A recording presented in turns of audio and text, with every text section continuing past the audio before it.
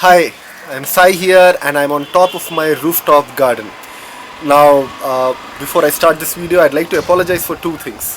One is that before I reset the whole garden, I call it my rooftop garden version 2.0, I thought that I would be able to document most of the things that are happening here, but unfortunately I was unable to do that. So please forgive me for that. I'll be trying to cover up most of the things that I would have talked about in other videos in this particular video. And the second thing that I want to apologize for is that this is going to be a pretty long video, so probably you can see it in installments, but I'll just continue with it. So this is practically the entrance to my rooftop garden. You can just see there is the door through which I come, and as soon as I come I am greeted by these lovelies. Now this, for those who don't know, is corn, and when we were resetting up this whole garden, my friend DJ Dwarkanath Jnaneshwar, he came and he said that we need to try to have more of starch crops in our rooftop garden so that we can really get the kind of abundance that also makes for a more wholesome diet. And that is the reason that in our gardens you will be finding lots of corn. So the first thing that we wanted to do was to put corn, and the idea of putting corn together was again DJ's idea, because what happens is corn, the pollen of corn, if you keep corn isolated, what happens is the pollen is going to fall off here and there, and there might not be fertilization, so you won't be getting this cob. So by keeping the corn together as a bunch, what I was ensuring is that the pollen falls into one or the other corn plants and I get that fertilization, which can give me these corn cobs. So on your rooftop garden, if you are planning to have corn, make sure that you can keep them in a bunch. Try to have a small guild of them so that you get lots and lots of corn cobs. The other point why I have corn here and on the opposite side, I'll be going to that side later on, is that the predominant wind in this area is from east to west, and in Nagoal we've had huge winds which have sometimes even broken these strong pillars. Actually all of them had to be reinforced at their bases, because this one actually is not even stable. This can move. So the point was that this corn will also act as a windbreak for the rest of the garden. So I have corn here, I have corn there, and although I have a few plants behind this and in front of that, but still corn was able to provide a good windbreak, and that is why you have these wonderful pumpkins out there. So here you can see those pumpkins. Now you can already see that there is a lot of wind, but the effect of that would be less there. So coming over to here, this is my corn patch, and here there another thing happening here. See, what happens is if you put a single corn, the corn when it is coming up, nobody is there to provide it with a windbreak, and what happens is that your corn can fall off, and it can be quite vulnerable in the initial stages. So what I did was that I didn't put one corn. I put a couple of corns, and corn seeds I mean, and a couple of them were deep planted and a couple of them were shallow planted. Now what that did is that you don't see a single stalk. You have multiple stalks here. Similarly, you have multiple stalks here, and because you have the numbers, you have the number of the stalks, what happens is this becomes an even more effective windbreak.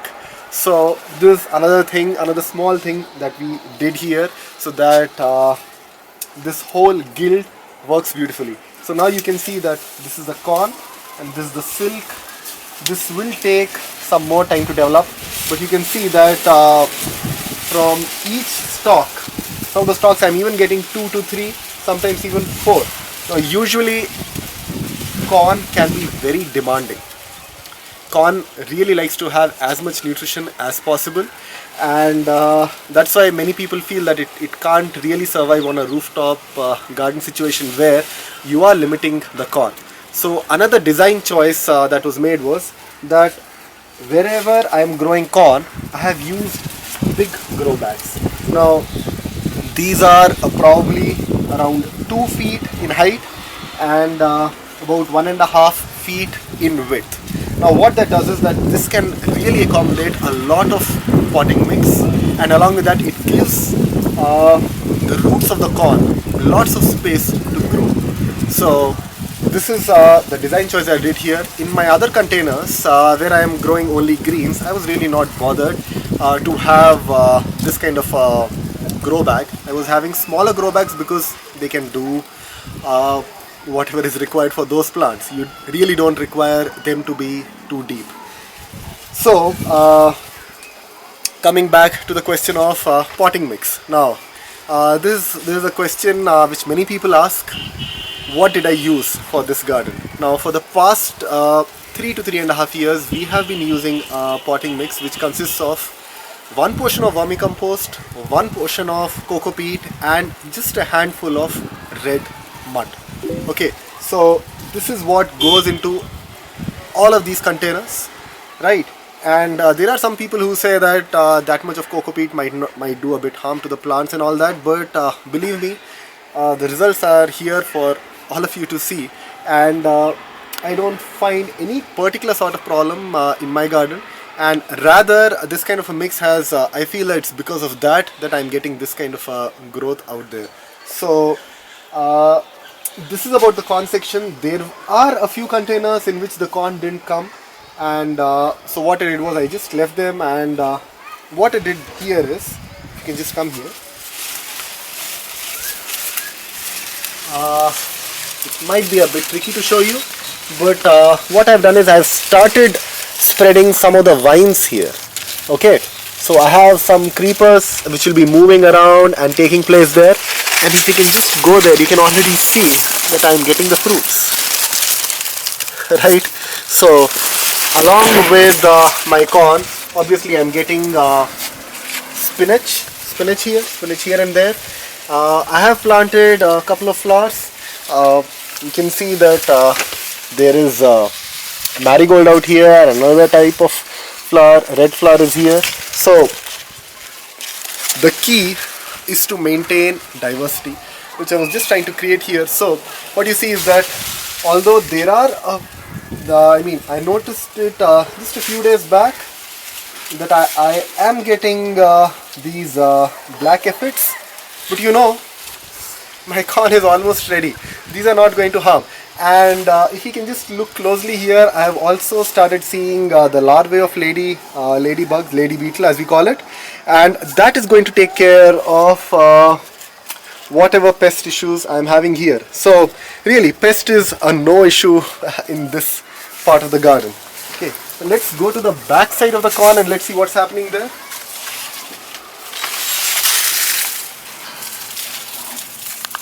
So here I have, you can see the trellis, the vertical trellis that I have here, and you can already see that there is one ash gourd coming up here. So in this garden we are going to see lots and lots of ash gourd and lots of pumpkin. This garden is really filled with all of them. So this is making good use of the vertical space that I have here. And there are lots of flowers of different types of gourds which are growing here. It's a bit difficult to go here. We'll go from the other side and just check out what's happening there. And already you can see that this place is literally overflowing with gourds.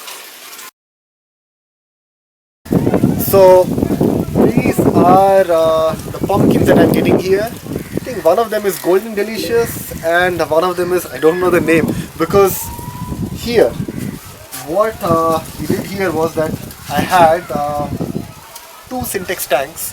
What I did was I cut them into half, right? And because I had a large area, I could really put in my vines out there.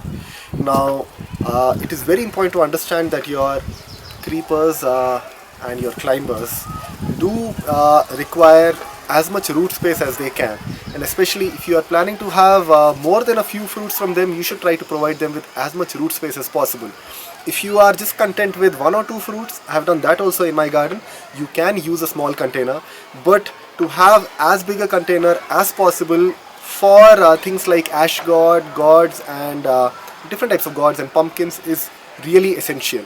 So this half syntax tank, half water tank can really contain lots and lots of potting mix, and can give lots of place for the roots to go. So this was another design choice that we did, and the results are all over to see. One of the gourds, one of the what should I say, the arm or one of the vines has actually crossed over to that side, and it has started giving 2 fruits. And here itself I can identify about 3 to 4 pumpkins. 2 of them are visible, a couple of them are still invisible. So this will start overtaking. I need to really set up this trellis so that it can start spreading, because as you can see, some of the parts of it are coming down. I really want them to be up, and that's about this section.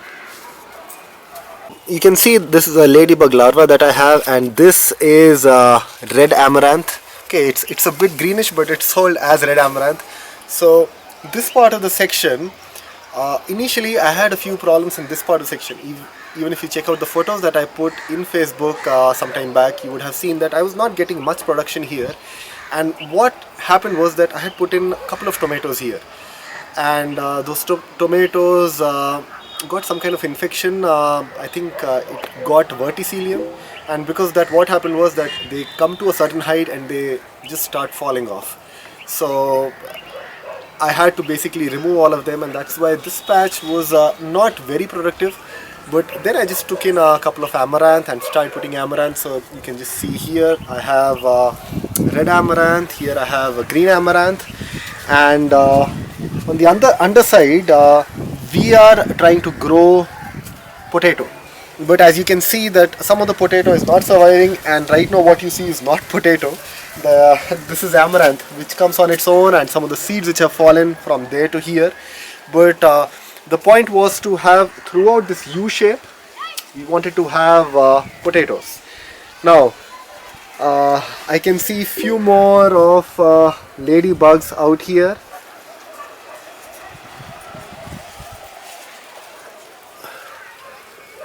Now I won't spend much time talking about ladybirds, because there is a separate video on it, and I've talked about how diversity brings about these kind of beneficial insects into your garden. So you can just check out that video. Now here I am growing lots and lots of things, and basically what happens is that it's literally a canopy, and the growth is so thick that it is completely taking care of itself. I have here Soft. I have here this tall lemongrass, right? Then there is Ceylon bacheli, which is this is Malabar spinach, which is climbing up. Then here are my new tomatoes, right? So they have I put in some new tomatoes, and they are here. Then a few flowers. You can again check. I have as many marigolds as I would have wanted. Not only do they give color, but marigolds are really beneficial in other ways also. So good to have flowers on your rooftop. Try to have as many as you can, and still try to have your garden edible, right? So this is what is happening in this section. Potatoes, tomatoes, lemongrass, fenugreek, dill, and amaranth. And what? I have a few creepers coming here. Okay, on this side, if you see, can you see that? That is a type of gourd. We call it BEERA. Now you can see that this vine is the one which is going there and giving that fruit. So this is about this section. This section is doing pretty good. All of these are ready for harvest, and probably after this video, the next thing that me and my friends here need to do is to harvest. With me is Sai Kalyan and Sai Kumar, and they would be assisting me later on in doing the harvesting. So come with me. So here I have lots of cabbages. I basically planted cabbages here and there because cabbages are really prone to pests, and I didn't want the pests to have a field day. So I have just spotted them here and there throughout the garden. So here I have a couple of them. I have one here, one there, two here, one here. So essentially I was trying to have an arrangement like this. So further there also you'll be seeing this arrangement, because I didn't want my cabbages to be too close. So what do I have here? I have eggplant, and this is white apple, right?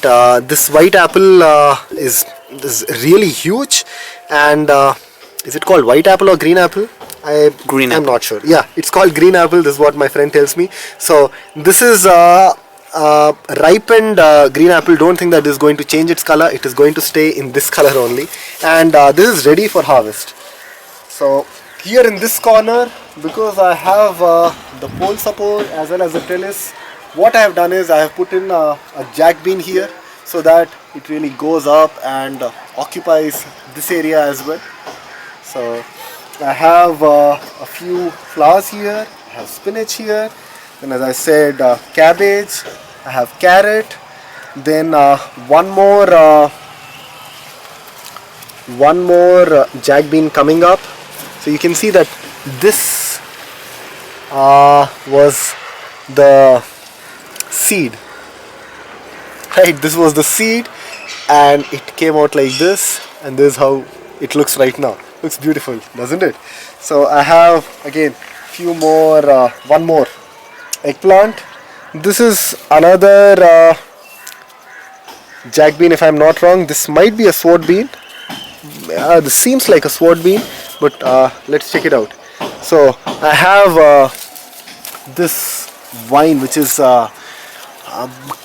become pretty much omnipresent in my garden. This is Malabar spinach, and this is just waiting to go up and give me that kind of a green curtain look that I have on the other side. I'll be showing that to you. So here again I have a cabbage. This is amaranth. Here I have coriander. This is dolichos, and you can see that already the fruit has started forming.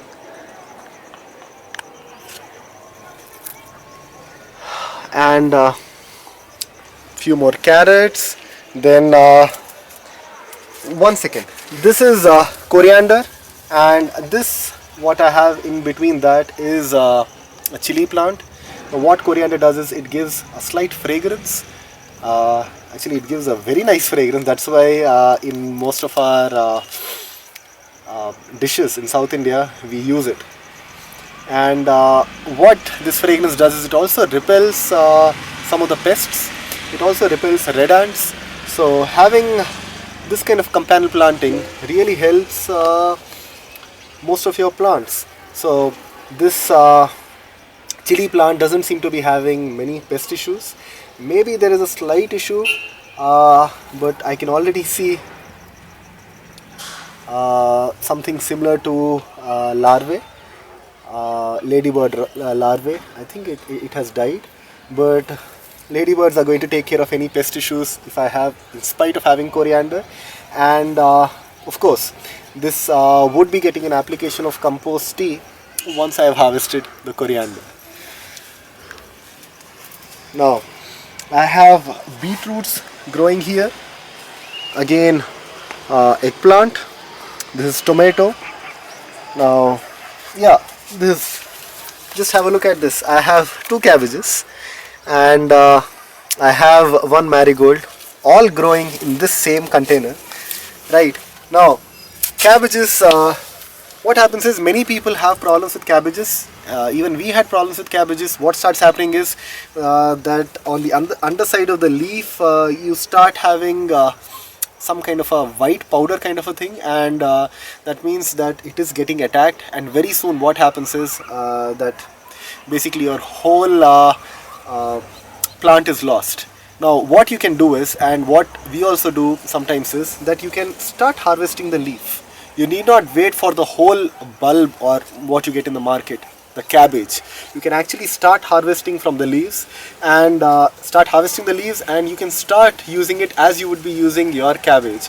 So even though you feel that your cabbages can get infected, you can actually start harvesting even before the cabbage is formed. So even if your pests come and attack the cabbage, you can just remove it because you've already got quite a number of leaves. So as many cabbages that you have, every time I was getting at least 4 times the leaves from them.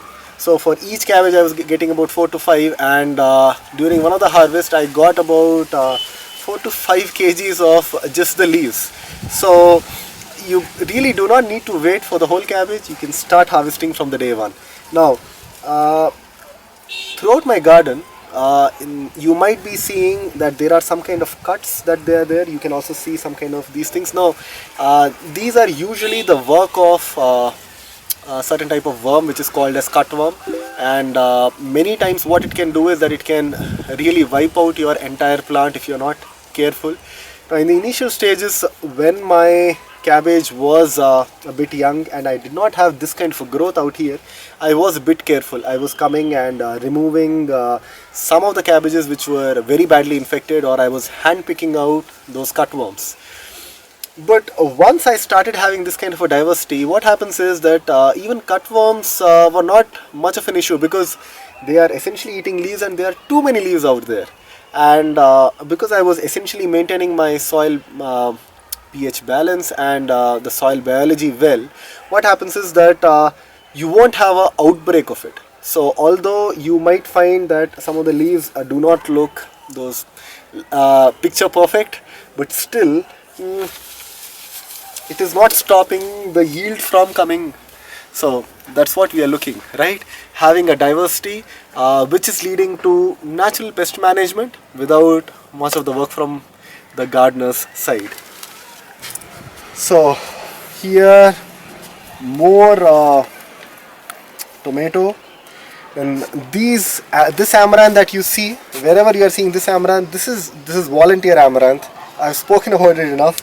It keeps coming on its own, so I really don't bother about it because it is edible, and wherever I have gaps, it is going to come up and start doing its work. So here I have one more cabbage, again doing really good. What do I have here? I have this is an okra. Then this is an eggplant, and there you can see that there is a long bean which I am having here. Now this was having some kind of nutritional issues even earlier, and that's why you can see that this thing is literally dried up. And you see that when it starts drying up, the pests start attacking. But if you can just zoom in, you'll be able to see that at least 1, 2, 3, 4 I can see at least 4 ladybird larvae there, which are having a field day here in this section.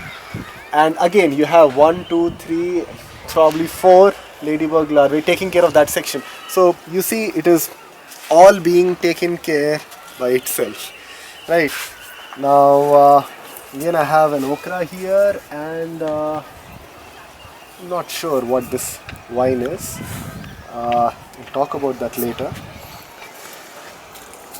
So more dolichos here, more okra coming up, that is an amaranth, and this is a chili plant. And automatically you see that there are some chili plants which are doing extremely well. Now you look at this height, and what was the height of the chili plant there. So I just need to have a recheck as to whether there is enough nutrition there or not. Now see, I was talking about these kind of cuts. Now I am really not planning to eat this, so it doesn't really make a difference whether it comes and eats it or not. The point is, because it is eating this and it is leaving the rest of my plants as they are, solves my purpose. Now here is a tomato which is already tomato plant which is already starting giving out tomatoes. So from now on I need to be a bit careful, because this is the time when a lot of pests start attacking. Yeah, so you see I have, this is beans, and many people say that beans are literally I mean they attract black aphids. You can always find beans with black aphids, but you know, I have the signs of aphid, and I can actually see ladybird larvae and ladybird being on top of this. So this is the kind of zero maintenance garden which I like, and by whatever indication I look at it, it seems that I was able to provide the garden with the correct niches, so that there is a very good dynamic balance between pest and predator, right? So coming over here, this is going to flower, and this is one overflowing tomato that I have here. So this just doesn't want to stay inside the container. It's coming out, and here is the other syntax water tank that I was talking of. And you see what is happening here. I need to do a bit of acrobatics, and that is because I have one ash gourd here, I have one ash gourd there, and just wait, there should be another one somewhere. Yeah, there is one ash gourd here, and this is again going berserk, right? And this is really pulling down the whole structure.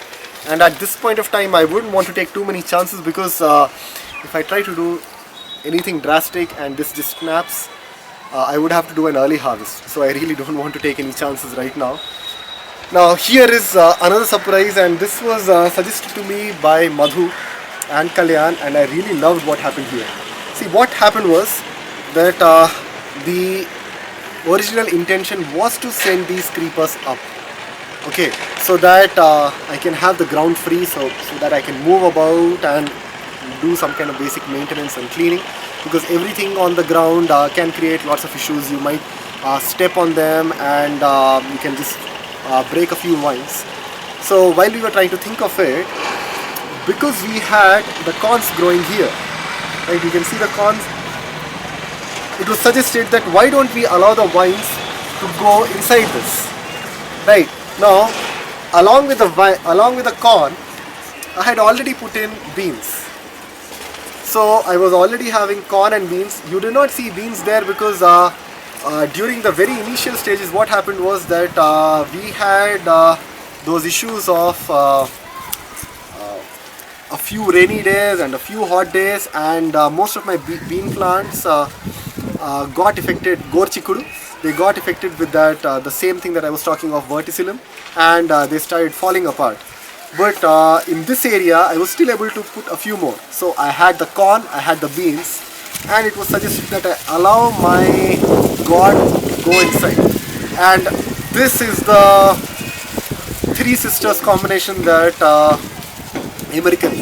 American Indians used to have, and you would be seeing a few gourds here, and that was a kind of a surprise, because having your corn and your beans, and along with that having the gourds going there, what that does is it is actually giving a very good ground protection. It is giving a very good ground cover.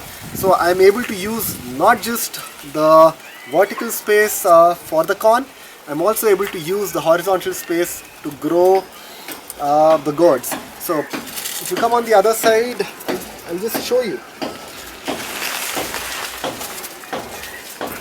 Yeah, here. So I just walked over from there, and this, okay, now this is a volunteer cherry tomato. Again, it just doesn't want to stay inside, and it is growing really prolifically. And this is in spite, you can see the cherry tomatoes here, right? And here and here and here, lots of cherry tomatoes. And this is in spite of the fact that your corn is supposed to be a heavy feeder. So in spite of it being a heavy feeder, the tomato is still doing wonderfully well. So you see, now what happens is, I have, can you see this? This is one, right? Now let me go further. I have another one. Can you see that? Right? And this is like a game of hide and seek, because I come here for watering once or twice every week, and there are so many new developments happening that it takes me quite some time to find out where what is. There should be another one somewhere here. Yeah, okay, it was right underneath my site. So there is another one which is coming here. and along with the corns which are doing really well. This area was the area which first started getting corn, and you would see that some of the corns are really getting mature. Let's go to the other side. What is happening out here is that this place has become so wonderful, right? So wonderful that plants are loving it. This is a type of corn that I have here, right? And as it matures, all these yellowish white ones are going to turn into this color. Now, who ate this? A lovely parrot comes here every day in the morning when I'm not here and simply starts eating it. And I didn't observe it, but my friends from downstairs, they saw it, and they told me that it's coming and eating it. So I don't mind that at all, but these are also getting a bit mature, so I would be harvesting them soon enough. So just come with me further. You see, there is another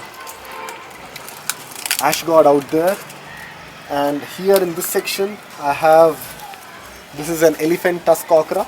So you were seeing a lot of okra out there which didn't have the fruit. This one has fruit, and this is ready for harvest. I have again spinach growing here, then there is this lovely eggplant. I have some coriander there, amaranth. Coming further, more okra, more dolichos, more coriander, and yeah, more cabbage. I have somewhere there I have few radish as well, and this is another one of the gourds which is now taking up good shape. So this should start fruiting soon, and already I have another gourd which is coming over from somewhere there, and this beautiful thing is what I call as my green curtain. So what this did was, see, initially when I had planted this garden, my vines were coming from there to here. Now what happened was, because of this gap and because of the friction from this, they started getting cut, and I was really worried what I should need to do.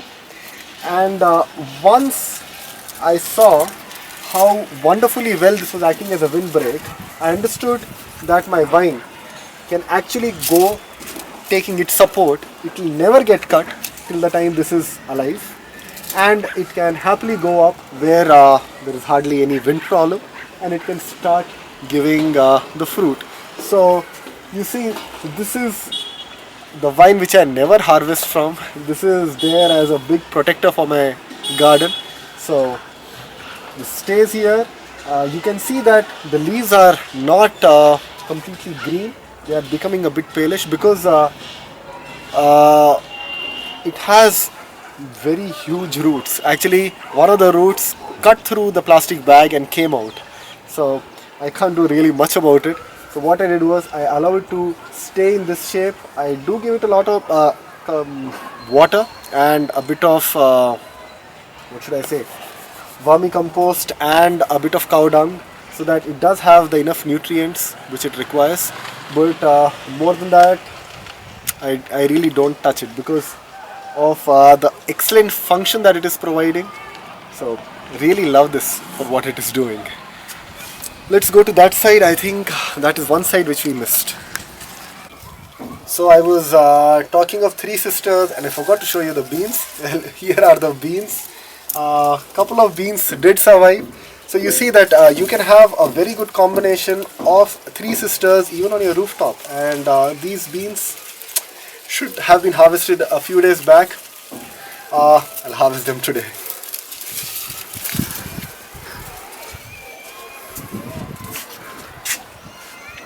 So coming over to this section, now again you would be finding one more gourd which is occupying this vertical trellis, and this again has become a really dense guild. I have marigold, I have amaranth, more amaranth, and then one eggplant, a few flowers, spinach, eggplant, tomato. This I think is jack bean. So I have 2 or 3 jack beans out here, and again more eggplant, more amaranth, and I think this is a type of beans which has still not given the fruit. It is still establishing itself. So I really need to see what fruit it gives. So you see, with a little bit of planning, we can have lots and lots and lots of abundance on a rooftop scenario. So, and this is not difficult. If you would see my videos in August is the time I started this, and how much? It's about 3.5 months, and I have got a very good yield. I'm talking of actual starch crops, corn and potato being grown, along with lots and lots and lots of vegetables. Then I'm getting about, even right now I'm getting about 10 gourds, and they are going to become this size. So that should be sufficient, quite sufficient for 3 to 4 families. So when you are thinking of gardening, think of it in a planned way. These techniques which I have used here, they have come from my friends. They have come actually from studying permaculture. So permaculture is a thing which actually gave rise to all these ideas. So bringing in the diversity, bringing in the guilds, bringing in different types of fragrances, bringing in different types of heights. Now what this does is that this really starts mimicking a food forest, right? These are the different layers that you see in a forest. So I have coriander at one level, I have spinach at another level, then I have my tomatoes and my eggplants at one level. Then just beyond that I have my okra. Then going further I have my vines, my corn, and then on top of it I have my climbers, which are all the layers are being satisfied, and this is essentially being done on a rooftop.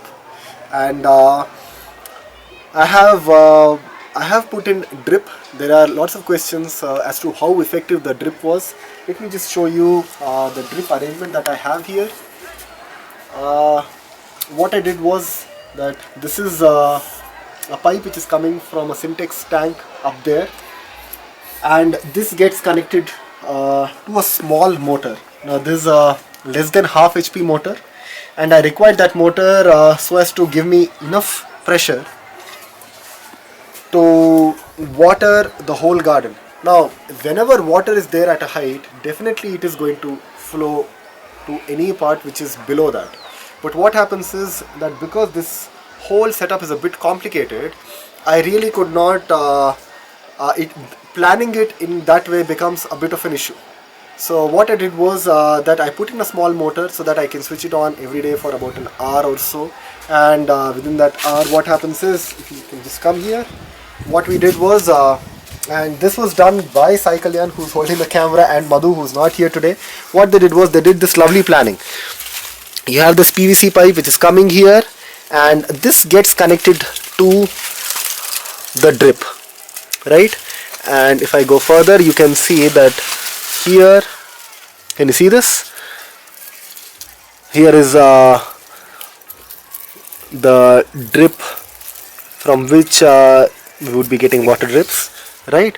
And this is how the whole section is being planned. So this is being laid out in this U shape. And similarly, I have a setup near each section of the garden.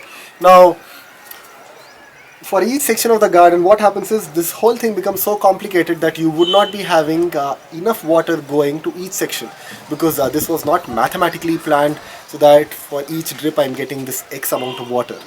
So there was a necessity for putting in a motor, a small motor. There's half HP, or I think a quarter of an HP motor, and this consumes very little power and it is able to do the job.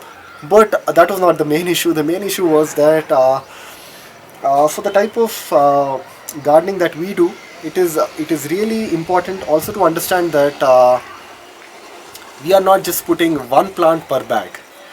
If you are putting only one plant per bag, probably having just one drip hole for that particular container can be sufficient.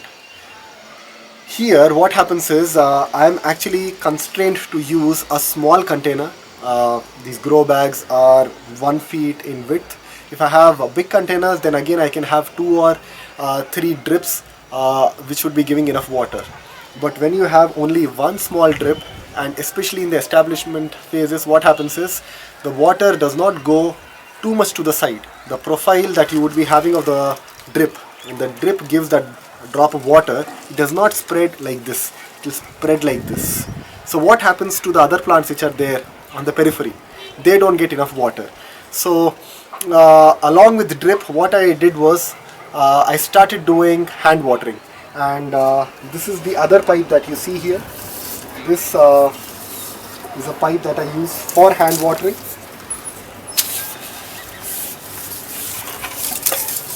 So I have a small shower that I connect to this, and along with it I do watering. Now what you should also take into consideration is that if you are using a mixture like coco peat in your potting mix, if you have coco peat, it is very essential that you do something known as deep watering. What coco peat does is that if you put water on it, most of the water is going to stay only on the top layer.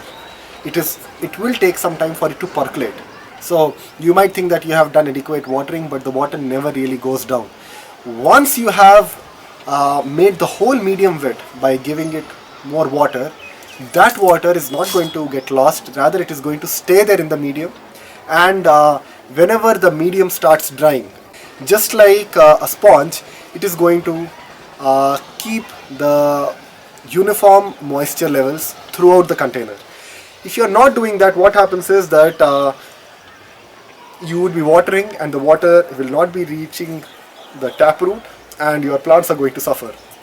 So if you are using something like coco peat, it is essential that you see to it that the bottom half also gets water, because usually your water might stay only till this level and not go till there. So what we do is sometimes we just dig in a bit of coco peat, we just dig out a bit of the potting mix and see till what depth it is wet, so that we know whether deep watering is required or not.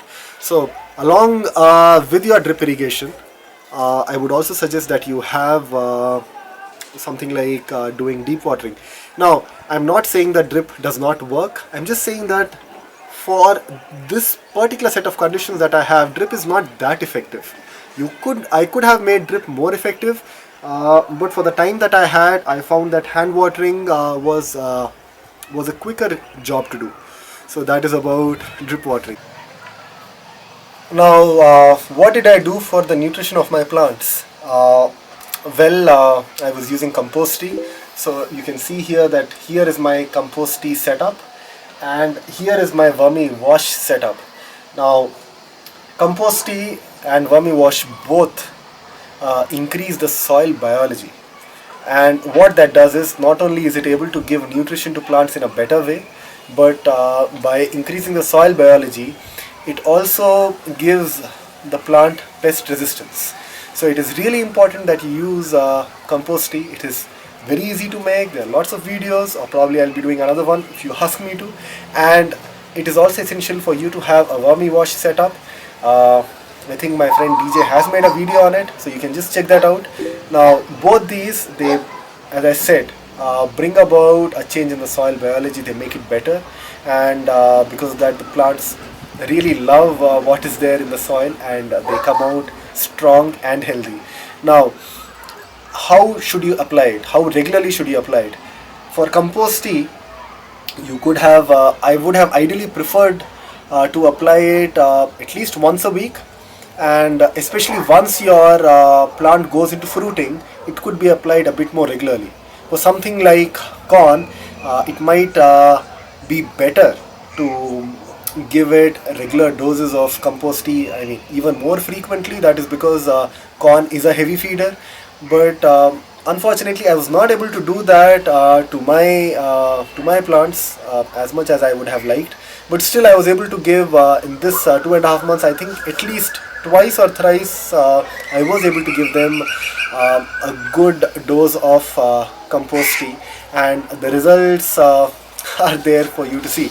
Now, it is also essential for you to understand that there is no need for overdoing on compost tea, and be a bit careful that not to use your compost tea on those green leafy vegetables which you are planning to consume. So don't put your compost tea on coriander or spinach or any other greens that you might be eating, although you could use it on plants like tomato, eggplant, okra, as well as the gourds that you have here. You can have a field day in spreading it all over the gourd. I do that once in a while because that really makes the gourds come out a bit more alive.